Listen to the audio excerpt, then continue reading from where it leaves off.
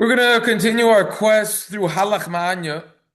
Halach Ma'anya is a fascinating part of the Haggadah. In fact, Halach Ma'anya, which really starts the main Haggadah, which starts Magid, is not in the Mishnayos. If you research Halach Ma'anya, it actually came later. But anyways, that's another discussion in and of itself. What we are going to be discussing today is why specifically on Pesach do we invite poor people physically into our house? Usually we just give poor people money, staka, matanos levyonim. We give them money before even on Pesach, kimcha de pischa, ma'oschitim. But specifically on Pesach, it seems like we are inviting them inside the house. If you look at a lot of the great Rishonim, they say that we're not inviting poor people. It's tremendous, tremendous insight. Many great Rishonim say, who says we're inviting poor people? Kol dichvin yesi v'yechel. Anyone who's hungry, let him come and eat.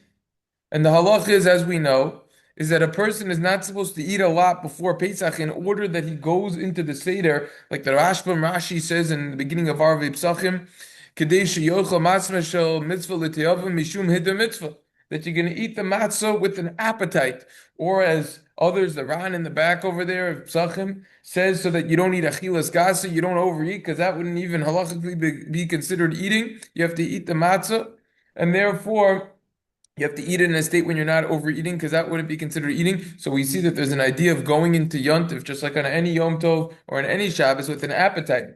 Therefore, we say, Kol dich ben yisvichel, everyone who's hungry, let him come and eat. We're instructing the people of our house, not the poor people, which is a tremendous insight, and not what most commentators go on this. Everyone assumes this is a straight out invitation, which is interesting. But anyways, there's a beautiful sefer called Me'il Staka. Rabbi Eliyahu HaKohen Me'izmir has a beautiful sefer which he dedicated just to writing about staka, charity from all sources throughout the entire Torah. All sorts of sources gathered in one place. This sefer is close to 500 pages. It's a very long sefer. The one that I have is 2 volumes. So if you turn to Os Aleph Shinun Vav, which is really 1,356, it's in the second chelik on page Kuf in mine. He provides around 15 reasons why, specifically on Pesach time and on the night of the Seder, we invite poor people into our house. We will basically recap the majority of the reasons that he provides over here. We know that in general, on any holiday that we have, "V'samachta b'chagecha ata u'benechu b'techa v'alivi v'ager," you got to bring joy to everyone. So why specifically over here? Pesach is a time that Zeicher, we're commemorating the fact that we had an exodus. We went from a state of what? We went from a state of slavery to freedom. We went from a state of poverty to extreme wealth. And therefore, we need to have mercy on the poor people. We need to invite them, because what happened? Hashem had mercy on us. Therefore, since Hashem had mercy on us, we now have to have mercy on the poor people. Consequently, after we mention the poverty that our ancestors had in Egypt, that that they ate the bread of affliction, the lechem oini, the bread of poverty, immediately we say, Kol dichvin yesi v'yechel. Let anyone who's hungry, let him come and eat. In other words, we are basically going measure for measure, meet the connect and meet over here. Since Hashem had mercy on us, we have mercy on poor people. Reason one. Reason two. This he quotes from the Sefer Chukas HaPesach, by the way. Not his own idea. But anyways, reason two. We're giving basically a nachama to the aniyim. We're consoling these poor people, because what happened? They worry. And they a lot of times they aren't happy. These poor people, they worry and they are not happy so much with Pesach. Why? How did getting out of Egypt help the poor people? Right? They were in a state of exile and of distress and difficulty, and now they're also in that case. In other words, the wealthy person, he has to give thanks, he has to express his gratitude to Hashem, because when they were in Egypt, there was no difference. The person was poor or rich. They were all in the same boat, aka rigorous slavery, right? However, nowadays, people with a lot of money, it's easy for them. But the poor people, they have a lot of difficulty putting food on the table and with other expenses. And therefore, we are consoling him, so to say. And we're saying, L'shana haba b'Yerushalayim. Don't worry, next year we're going to be in Yerushalayim. We say in the beginning of the Seder Hachman, and we close the Seder as L'shana haba b'Yerushalayim. Hashta hacha l'shana haba b'Arad Yisrael. Right? So that's the idea over here. So we're coming to console him that the next year we're going to be in Eretz Yisrael. What's going to happen when we're in Israel? When the Beis Hamikdash is going to be rebuilt? Everyone's going to have food. No one will need to worry anymore. Furthermore, the poor people, they're going to have oilos, peya, lecha shecha peya, oilos, peret. They're going to be involved with, even if they don't have fields, they're going to be able to eat from the fields. Right. They'll be taken care of in terms of being able to put food on the table. That is explanation two, because we are consoling them, so we're trying to help them out. Explanation number three, answer number three.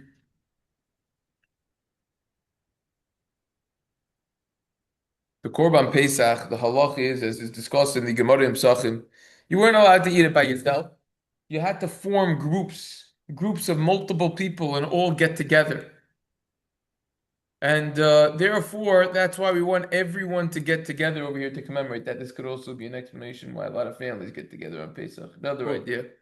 And we discussed last time that the Seder is not a time to just start catching up with your family. You want to catch up? Do it the next day. Seder is a very special time.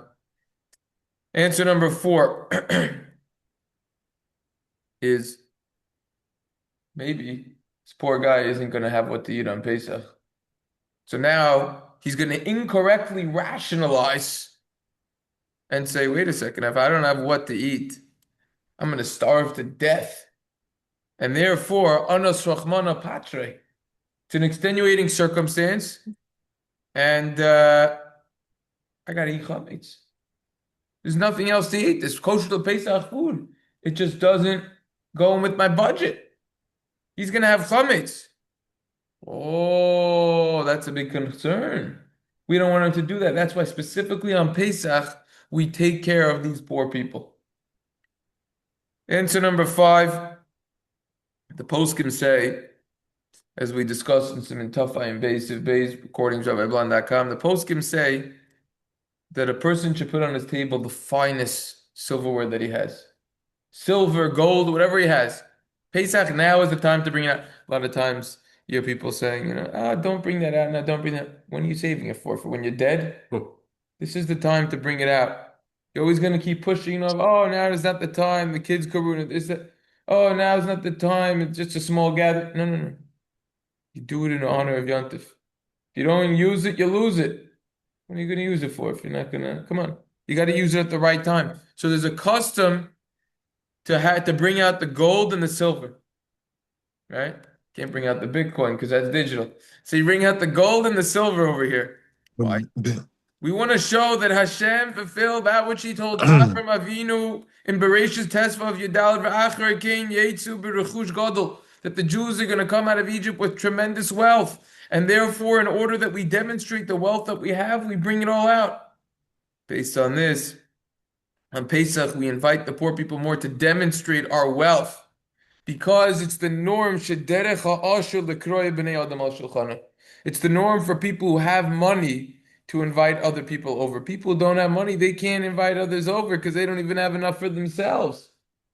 So therefore, specifically on Pesach, we want to demonstrate our wealth because that's what Hashem promised Avram Avinu many, many, many years, hundreds of years before the Exodus. Answer number six is Pesach is a time which we express, we demonstrate our chayrus, our freedom that we have.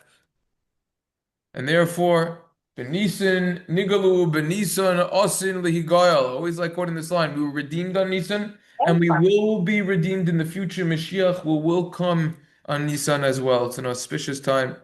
Like Chazal teaches in the Gemara and Rosh Hashanah and Yud Aleph. And in this future redemption, we anticipate that there will not be any poverty anymore in the world. Like the Gemara in Psachim Daf Nun says, which ties into a previous answer that we mentioned. The pasuk says in Zechariah, "V'lo yeh Kanani ein kan ani." Read it as there will not be a poor person anymore. Therefore, symbolically, we demonstrate this in order to hasten, that Hashem will hasten, will speed up to redeem us, and then everyone will have an equal status. No more capitalism. Everyone will have money. There won't be poor people anymore. There won't be poor people.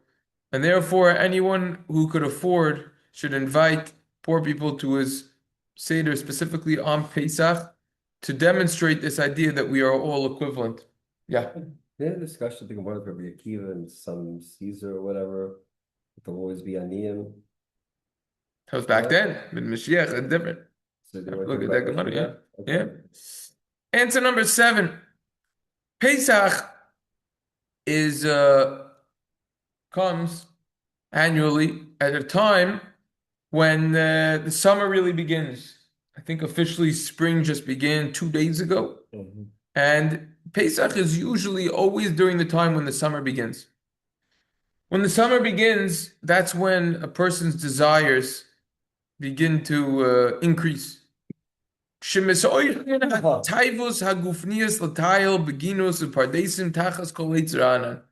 People, they typically desire then to start traveling in sorts of gardens, orchards, you could say now botanical gardens, whatever it is. Go on all sorts of trips, hikes, see beautiful trees, the blossoms, the cherry blossoms. Lechol ma'adanim, people start going out and about more. The restaurants become more busy again because everyone was in a minor hibernation during winter. Wasn't worth it to go out for food, just too cold. Even though, of course, you could preheat the cars and everything, still too cold, not interested. Uber Eats, whatever else other options people do. So therefore, what happens over here is people start going out and about. Now that could cause the Yetzer Hara to come in. That little thing inside of us that says, do evil, right? Because that guy, he doesn't start kicking when he's fasting. He starts kicking when he's got a lot of food in the system. And therefore, when he's involved in physical pursuits, therefore on Pesach, the holy rabbis tell us, bring the poor people in the house. Because when you bring poor people in your house, when we bring them in, then we will see, we will recognize their distress, and we'll take musr for ourselves. And we'll say, wow, now we have to contemplate what's going on over here. All the expenses that we use for all these trips, for all these extravagant meals that we have, for all the wining and dining and eating out, just better that we give it to the poor people. Why? Because at least now we could use that money, use that wealth for something that will remain forever. When we support, when we take care of these poor people, that will go up straight to heaven, that will be there forever. As opposed to the money that's spent on all these activities, it's there that day, but the next day it ain't. You could spend $300 on a nice meal at a restaurant, but guess what? Within 48 hours, it's already out of your system. It's straight in the toilet, right? So nothing doing. So therefore, all of the pleasures of this world kasel oiver. It's like a shadow, fleeting. 1 second the shadow's there, the next it's not. Nothing will remain other than regret. You'll never regret learning Torah, doing a mitzvah. That you'll never regret. People that have regret for all sorts of things, for learning in Torah, a person never regrets for. And then what's going to happen? He's going to see this poor guy at the table, and he's going to start fearing, and he's going to start saying, "Oh, I got to start guarding myself from all of these taivos hachamriyos, all of these desires that are being caused now, and in order that a sin won't happen." And you know what happened? If I sin, then my portion could end up being bad. Like the Torah writes in the beginning of Hilchos Shtachla, Yoreteya, Reish Membo over there. This world is a gilgul hachoizer. It's like a revolving wheel. Just because a person has wealth now, that doesn't mean your descendants are guaranteed to have the wealth, or your descendants. In fact, I think I sent that article to you. There was an article, a beautiful article I read around a year ago about the Vanderbilts and all these other people. Third generation, all of the wealth was lost. Can you imagine? Billions and billions worth, hundreds of billions, tens of billions. Billions? Yeah, billions. All the wealth. I think it was them, it was someone else also, his family. I could pull up the article and send it to you. I didn't send it to you? I could send it to you. I'll send it to you Maybe you again. have. I'll find it. I'll send it to you again. By the third generation, statistically, the wealth is already out. And the reason is basically, in short, is because what'd you say? Yeah, obviously the spending, also expensive divorces, and also inheritances that get split up. And by the third generation, statistically, even people nowadays that have hundreds of billions of dollars, it's going to be nowhere. Wow, Absolutely nowhere. that's crazy. Yeah, crazy to imagine such a thing. But guess what? The rabbis told us that way before that article. So therefore, the rabbis know what they're talking about over here. The world is a Gilgul HaChozer, and if we're involved with activities that we shouldn't be involved with, and we just use that excess money for activities that are unimportant and just for selfish purposes, and we're not giving it properly to Stucca and for charitable contributions and to support Torah HaKadosh and mitzvahs, get what? At the end of the day, that's going to cause us for our downfall, and that's going to lead us straight to poverty. Because guess what? Sha'ani ze ben briso hu Yehudi kimoni. Poor person, he's Jewish just like us. And guess what? His ancestors also equally stood at Har Sinai. It's the same boat. So then why did Hashem give us more wealth than him? The answer is just that we use it properly. We are basically the gizbar. How do you say gizbar in English? Treasure. The treasurer. That's what the word is. We're the distributor. We're the treasure. And we have to dish it out properly, distribute it out properly. It's a chesed, tremendous act of kindness that Hashem did for us. And therefore, if we're going to sin, the world's just going to go right back. Hashem could make people poor, he could make people wealthy. Like the rabbis teach us, what do we do in the beginning of the summer? That all of these desires enter in us, these shemisoyrim bo taivos yitzhahara. Therefore, in order to offset that, there's a custom to read Mishlei, which is loaded with Musar, and Pirkei Avos as well, which is loaded with Musar. So that's why Pesach, we invite them more so that we get the right perspective on where our funds should be headed, where they should be channeled. Reason number 8 as to answer number 8 as to why specifically on Pesach with the poor people. The Yalkut Reuveni says that when the Jews, when they were redeemed from Egypt, they made a covenant with one another, a bris, saying that they are going to perform a chesed, kindness to one another. We're going to elaborate that a little more. That's also what the Tana de Eliyahu says as well. So now, since they made this pact to be kind to one another, specifically on Pesach, we have to be kind, aka we take care of the poor people. Pesach, we need to demonstrate, answer 9, that we ourselves left Egypt. Like the Gemara in Pesachim says, we say in the Haggadah, and therefore we are obligated during the whole seder to express this and to show the redemption. How could the poor person do this? Rather, we have to take care of the poor person to enable him to be able to put himself in those shoes. Reason number 10, due to the sin of pisuk staka, people who They don't give tzedakah, they stop giving they tzedakah. vow to give staka, but they don't give staka sometimes. Or people, pisuk or stopping. From Hefsek, okay, Yeah. People sometimes they make pledges to give staka and they don't. Or just people don't give staka in general. That's why we have an exile. And therefore, since because of this sin, so now we need to fix this. We need to get out of the exile of Egypt. We got to fix that over there. All right? How do we do that? We bring poor people in our house. We increase our tzedakah that we give. Reason number 10 is a very practical reason over here. Other holidays over here, for example, let's say Shavuos, Rosh Hashanah. They're 2 days. The poor person doesn't need that much for a 2-day holiday. All right? Pesach is 8 days. He's going to need food. He's going to need cash over there. Take care of himself. Oh, we'll come back to that momentarily. I know you're going to answer it already. And therefore, the expenses, guess what? It's expensive for anyone, not just the poor person. The expenses are up there. So you can't just, everyone can't just give a lot of money. They said, you know what? We're going to do something practical. It's cheaper if we bring the poor people into our house. There's a concept. Ner la'echad, ner l'meah. With one candle, you could light another 100 candles. The first candle will still be lit.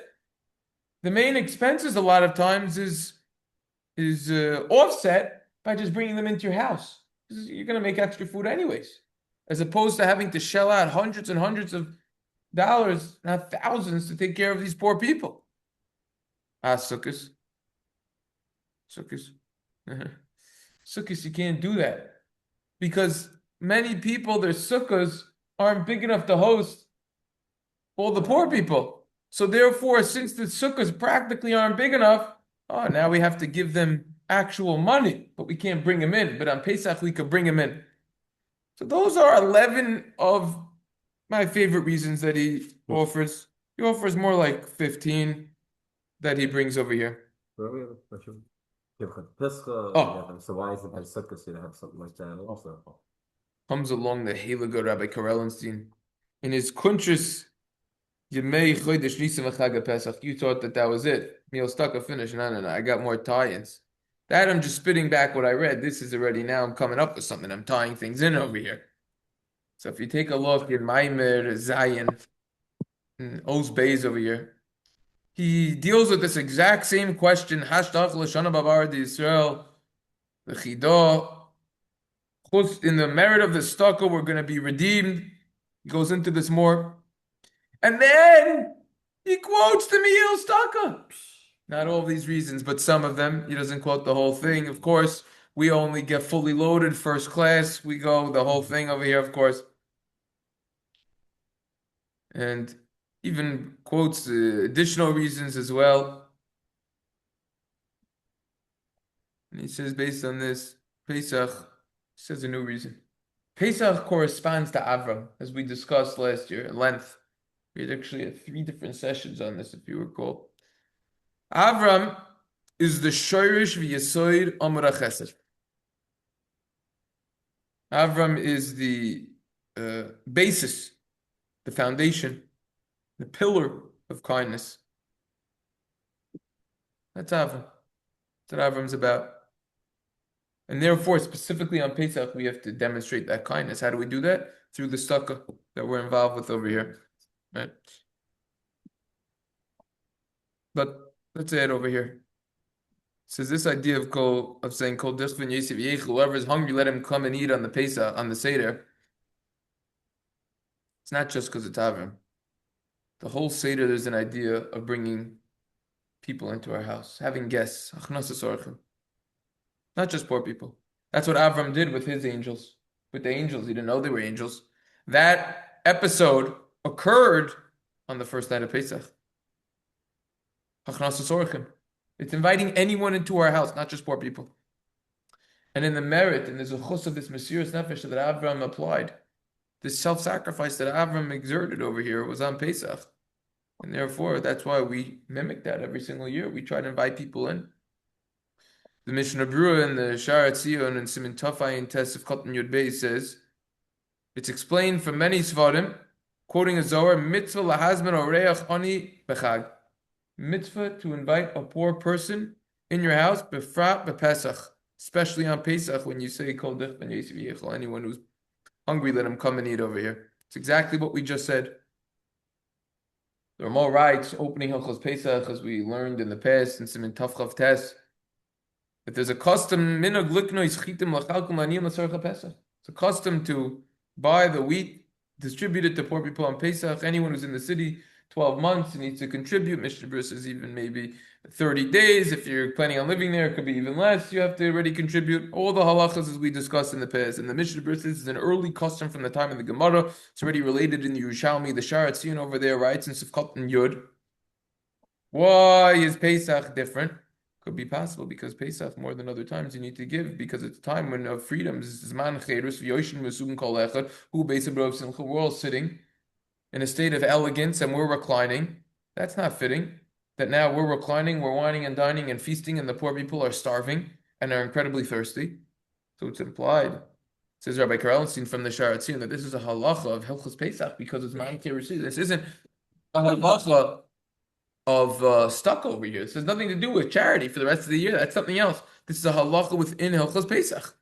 And the Achronim already say that Kimcha de Pesach, giving the flour for Pesach, that has nothing to do with staka. Nothing to do with it. This is a specific halacha about Pesach. And that's why the Shulchan Aruch, the Ramah, they relate these halachas in Hilchos Pesach. That's why it's not quoted in Hilchos Staka over there in your Yeridea. Amazing point. And therefore, this is in addition to the charity that we need to give throughout the rest of the year, as is discussed in your Sim and Reish Mem Ches. And therefore, even though the poskim talk about in Simin Tafrei Sadi Dalit, if you fulfill your the mitzvah of sukkah of giving charity with a matana manasa hachzir, they're giving a gift with the intention to give it back. Nevertheless, by Kimcha de Pischa, by giving this money for Pesach, you cannot. That's what we see from this. You would not fulfill your obligation. Ben Ishchai also says regarding Kimcha de Pesach, it's alluded to in the Torah. The pasuk says matzos mem sadi taf without a vav. That alludes to that through giving the tzadi, aka the staka, because of the matzos, you will be saved from what? Mem sadi taf. If you give the tzadi the staka, you'll be saved from mace, from death. Amazing Ben Ishchai, because the tzaddik separates in between the two. As the pasuk says, stokil, soka tatzlu amavis, that giving charity will save from death. And there's major discussion as to specifically why, for another time, not for now. But based on what we just said, that Pesach is a time of staka, more than any other times, because that has to do perhaps with Avram, because he is the pillar and the foundation of kindness. And therefore, that's why we're involved with more acts of kindness, specifically on Pesach. Pesach is a time when we could merit kindness from Hashem as well, from heaven. Because the Shla writes that Pesach, we learn concept of Gimlu Chasadim, acts of kindness. Olam Chesed Yabane, Alke Yozer Me'od Gimlu Chasadim, Yirshal Yeshum, Miyamei Chai Blim Chasadim. Make sure that you don't have one day in your life that goes without you doing some form of kindness, either with your body, with your money, or with your soul. Some sort of kindness that you do. Teach Torah to someone else. That's an act of kindness as well. Do some form of kindness, says the Shah. That when a person is kind, then he will merit Hashem will be kind to that individual as well. The Ramak in his Sefer Torah Devorah says that Hashem accustomed himself in a kind way with those who are like Avram in terms of their kindness. So we see that since Pesach is the foundation and is the root for kindness, it's a time of having a lot of kindness over here because it all has to do with Avram, and then Midah Keneged Midah, measure for measure. When we're kind, Hashem will be kind to us back, and that will be reciprocated. Kedushas Levi says that there's some days where Hashem gives us good. He gives us tremendous abundance, and this is a time for that. The Magen Avram writes, Al Torah B'Inyani Pesach, that on Shabbos Chol Moed Pesach, it's opened up Niftach Makor HaShpa Elyon. It's opened up the abundance, the source of abundance from above that gets opened up during this time for everyone, for the whole summer. Perhaps a deeper idea could be based on what we said, that once we are more kind, so then we'll get that kindness back. Now, the obvious question is, what kindness? Why did the Jews in Mitzrayim merit this kindness from Hashem? Why is it an auspicious time to get this kindness? Maybe you could say Avram, maybe, and it was at the same exact time. Rabbi, what? Yeah, the math says maybe. That was after already. I'm saying they're at a very low level. 4/9 level of Tumah. Yeah, Avram. So maybe you could say already, maybe. Yeah, but Yerucham Molshin in his Yareach L'Moadim on Pesach and the Chelik Beis and the Drush and Maimer Nun Vav page Tav Zayin, he addresses the same exact concept that we just discussed, the Torah, Siman Tov Yud Zayin, says Pesach, can I get Avram? Pesach corresponds to Avram. What's the idea of here? We saw that there's an idea that the Jews got redeemed. Why? Because they were kind to one another. That's why they got redeemed, based on also what the Chafetz Chaim says and many others, Chazals. Chafetz Chaim elaborates on this in the Sefer Avas Chesed. And he quotes this Tana de Eliyahu that we just related before. They made the covenant with one another to be kind to one another. Just discussed that. What kindness that we did? Must be they saw there's no way that they could be saved from the decrees of Paro. And the decrees are getting worse and worse. What did? They gathered together. They were involved with tactics over here. And they came up with a master plan. We are going to follow the ways of Hashem. We're not going to change our name, change our language. And we're going to be kind to one another. And that will cause an awakening of Hashem's kindness to us as well. And again, it worked. They nullified Paro's decrees. It worked. The obvious question is, what type of kindness are we talking about? They were slaves. What were they able to do? Nowadays, we see if kindness needs to be done, all the wealthy people, they get together, all the big donors, and they figure out ways how to fix the situation. They put their money to good work, and they use it for expenses, for good causes of all sorts, right? They take care of weddings for people who can't afford it. They make airplanes for Hatzalah, also, right? Jets, small jets, whatever. They do things. They redeem captives. You pay for it. They do things with their money that are good. What were they able to do back then? They were slaves. They had nothing. They couldn't even use their body. They were overworked. Couldn't do anything.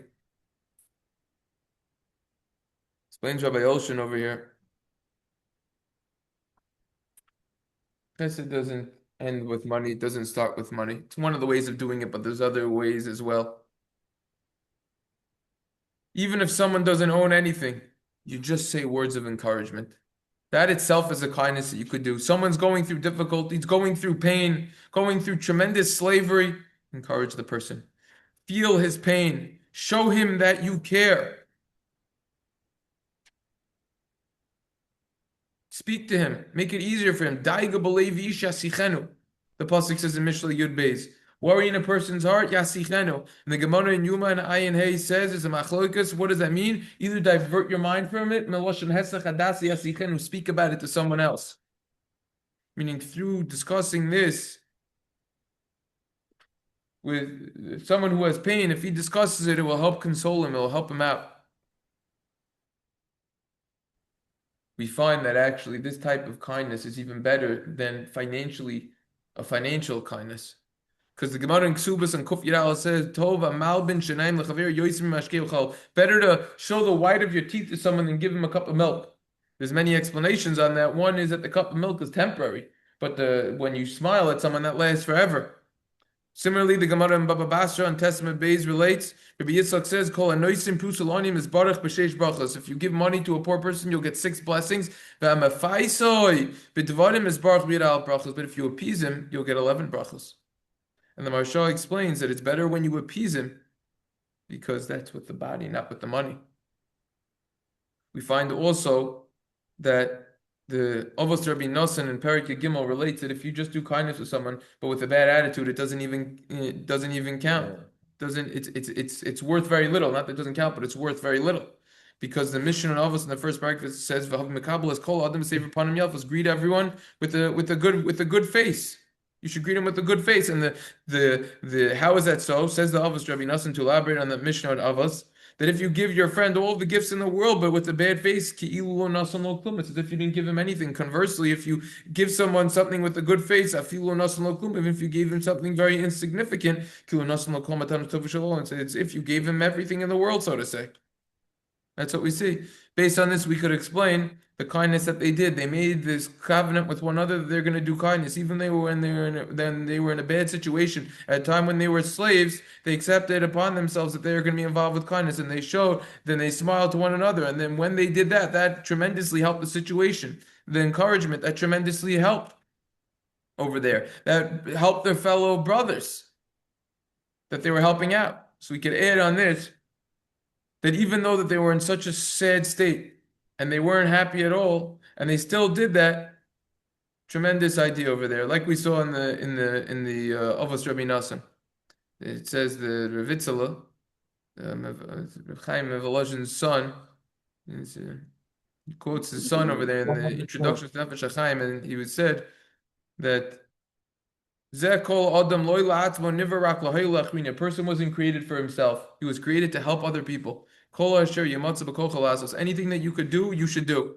The idea is that we weren't created for ourselves. We were created to help others. That's the idea over here. To help others. That's how they merited the redemption from Egypt. Based on this, we could tie it back in. Pesach corresponds to Avram. Avram is all about chesed, kindness. He implanted this, rooted this within all of us, kindness. And therefore, that's what they did. They made this covenant of kindness with one another. And therefore, since they did that, they merited the redemption. And therefore, that's why we have to show a lot of kindness on Pesach, aka by inviting more poor people, more than usual. Okay. Deep stuff. Yeah. Many reasons. All right. Okay, Mitzvah Hashem, tomorrow we will continue. Have a wonderful day. All right. Have a good day. It's a bank.